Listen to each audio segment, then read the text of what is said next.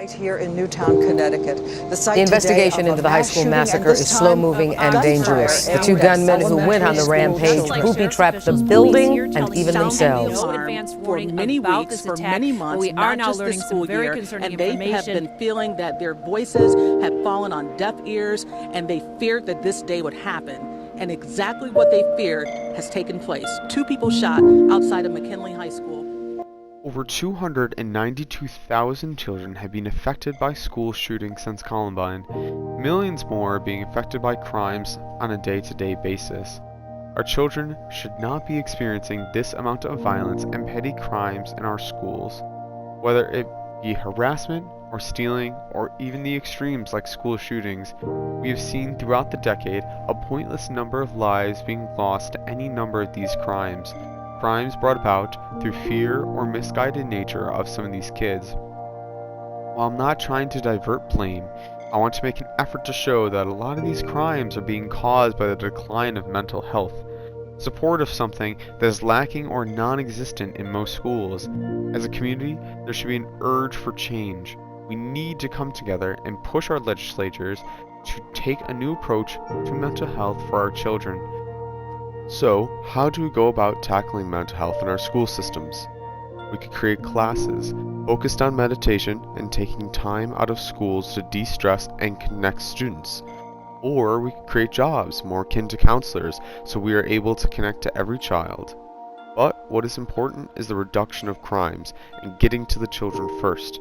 If we are not able to connect to the children first, we will continue to be stuck in this epidemic of crime, a circle that is continually going to hurt our children and the communities alike, with the constant rise of school shootings and petty crimes across the board.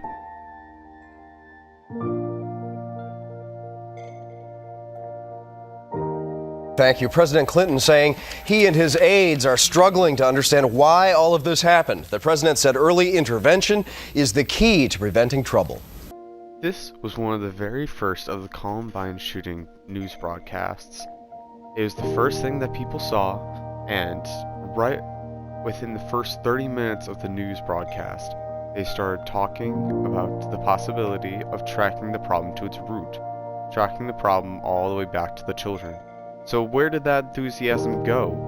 From all the way up to the very top where the president themselves were looking to solve this issue?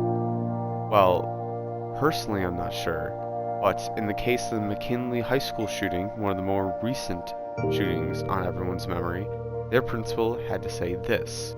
In the principal's words, "I know this isn't what we discussed, but it's the new plan.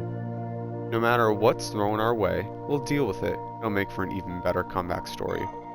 That comeback story is in reference to the less than week of time in which students returned to online schooling after the McKinley shooting.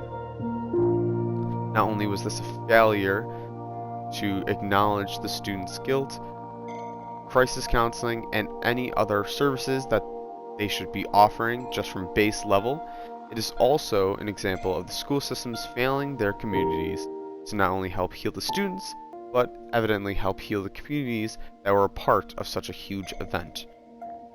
While not their brightest moments as a school board or school system, there is one little gleaming light of evidence that also came from this event. It's in the form of a job offered by state funding. The job itself is just labeled SRO Resource Officer. It's an officer totally funded by the state, making sure to free up some ability for school funding to allow for other functions and job opportunities, while also still giving an extremely valuable resource to the children themselves. In a quote in the exact same article by News 7, they say, SRO focuses on de-escalating a situation as a familiar face and works with students to avoid conflict. This ability to avoid conflict is essentially being able to catch students early, catch them before they make a stupid decision that might give them an assault charge, theft, or even something as extreme as a school shooting. The officers would not only be there to help support and connect the students on a different level than just teachers, but they would also help to provide a specific view that would help us catch and talk to some of these more troubled students that might cause some of these more troubled crimes. In the event of a lot of school shootings like Columbine, we see how the killers had multiple posts up online, shell casings in their house, and lists months before the event ever happened. Even teachers were starting to catch a glimpse of what was happening, but was the neglect of the school system to report anything. It is also a similar situation with McKinley.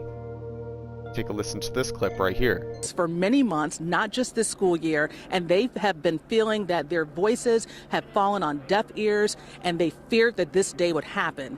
And exactly what they feared has taken place. 2 people shot outside of McKinley High School.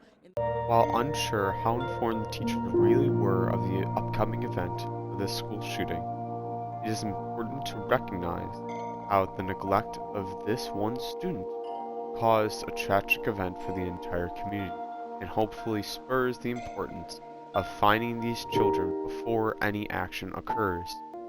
In the graph above, it helps to support this evidence to show that, although not constantly rising, it has gone higher and higher, all the way back from the 1980s. Now, even in 2018, it's hitting a high of 94. The highest it's been within 30 years. Fox News reports over 328 mass shootings occurred in 2018, with over a third of these events happening on school grounds or in schools themselves. More than ever, something like SRO officers are needed to connect to students and to cut the problem at the throat, to help students heal instead of letting them hurt others. As school shootings become more common and the number of people affected rises from year to year, it just becomes more evident that the call to action is going to be necessary, either now or very soon in the future. We've already seen possibilities like SRO officers and schools funding being able to support students' mental health and their ability to change, but it is only going to be up to the legislators who hopefully listen to the people and see our cries for our child's safety, for the safety of our community, and for the ability to have a healthy learning environment for everyone involved. The shooters are still people too. They're still people that might have been abused, that might have been pushed away, that might have been bullied. Everyone has a different story. And the sooner we can connect to the children, the sooner we can connect to the community, the sooner we'll be able to solve this problem. And the sooner we'll be able to not have the conversation of how many school shootings are happening this year. Thank you for listening to my talk, and I hope you take what I say into consideration. Thank you.